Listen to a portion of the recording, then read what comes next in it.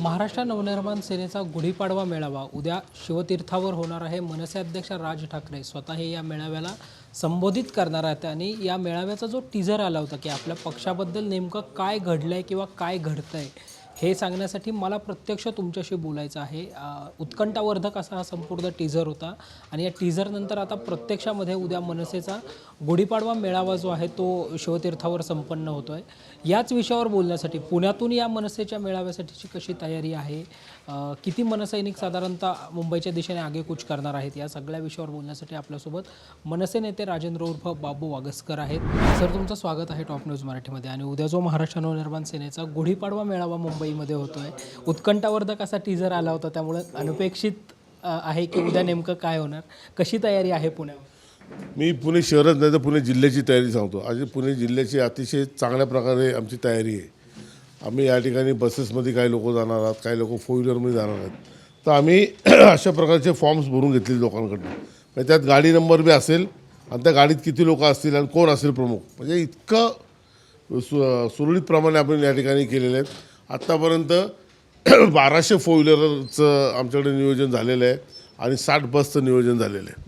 अशा प्रकारे पुणे जिल्ह्यामध्ये आमच्याकडे पूर्ण नियोजन झाले आणि या सगळ्यांमध्ये अजून काही लोक त्यांच्याकडनं जाणार आहेत। अजून बसच्या व्यवस्था आमच्याकडे होती, तर आमचा 80 ते 100 बसचं टार्गेट या ठिकाणी आहे आणि बाकी ज्या 1200 गाड्या ज्या झाल्यात फोर व्हीलर त्या 2000पर्यंत आम्हाला त्या ठिकाणी न्यायच्यात।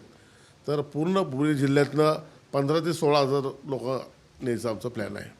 दरवर्षीच मनसेचा गुढीपाडवा मेळावा ऐतिहासिक ठरतो, मोठी प्रतिसाद त्याला पाहायला मिळतो निवडणुकीच्या अनुषंगाने, आणि जो टीजर आला होता त्यामुळे तर अर्थातच उत्कंठावर्धक आहे। काय वाटतं, काय घोषणा होऊ शकते?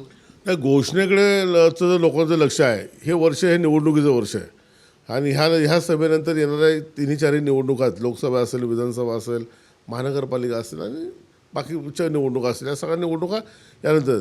आणि आदरणीय राजसाहेबांनी जो टीजर या ठिकाणी दिला की मला बोलायचं, मला सांगायचं, तो लोक न भूतो न भविष्य या आमचे पदाधिकारी, आमचे मनसैनिक, राजसाहेब प्रेम करणारी सर्व मंडळी खूप मोठ्या संख्येने येतील।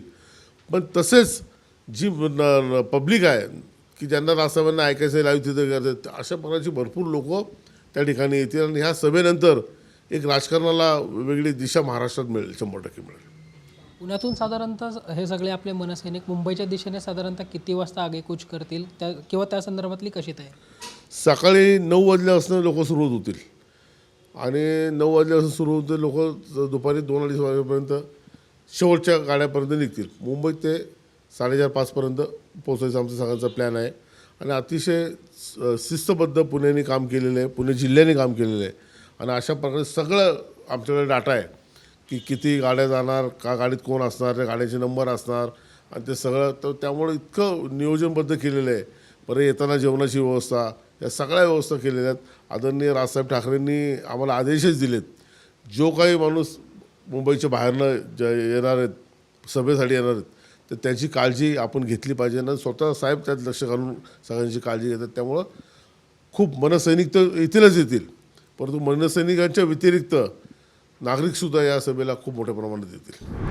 नक्कीच, त्यामुळं उद्याचा जो मनसेचा गुढीपाडवा मेळावा होणार आहे तो ऐतिहासिक अशा स्वरूपाचा मेळावा शिवतीर्थावर संपूर्ण महाराष्ट्राला अनुभवता येणार आहे। व्हिडिओ जर्नलिस्ट शिवाजी साळुंखेंसह संकेत देशपांडे, टॉप न्यूज मराठी, पुणे। सस्नेह जय महाराष्ट्र। सालाबादप्रमाणे यावर्षी 9 एप्रिलला शिवतीर्थावर आपला गुढीपाडवा मेळावा आहे। गेले काही आठवडे आपल्या पक्षाबद्दलच्या घडवल्या गेलेल्या चर्चा, लढवले गेलेले तर्कवितर्क याकडे मी शांतपणे बघत होतो। तुम्हाला पण अनेकांनी प्रश्न विचारून भंडावून सोडलं असेल, पण आता वेळ आली आहे या सगळ्यावर तुमच्याशी बोलण्याची। नक्की काय घडलंय, काय घडतंय हे सांगण्याची। 9 एप्रिलला शिवतीर्थावरती या, मला आपल्याशी प्रत्यक्ष बोलायचं आहे। Come on guys, hurry up. अरे सुन ना, एक ब्रेक ले लेते हैं। Guys, I'm telling you, तुम लोगों को सही से ट्रैकिंग नहीं आता। But that's okay, you can learn. रोज का ढक्कन देना। ये रेड वाला है, सही वाला देना। अबे ढक्कन, पहले तो सही पानी पीना।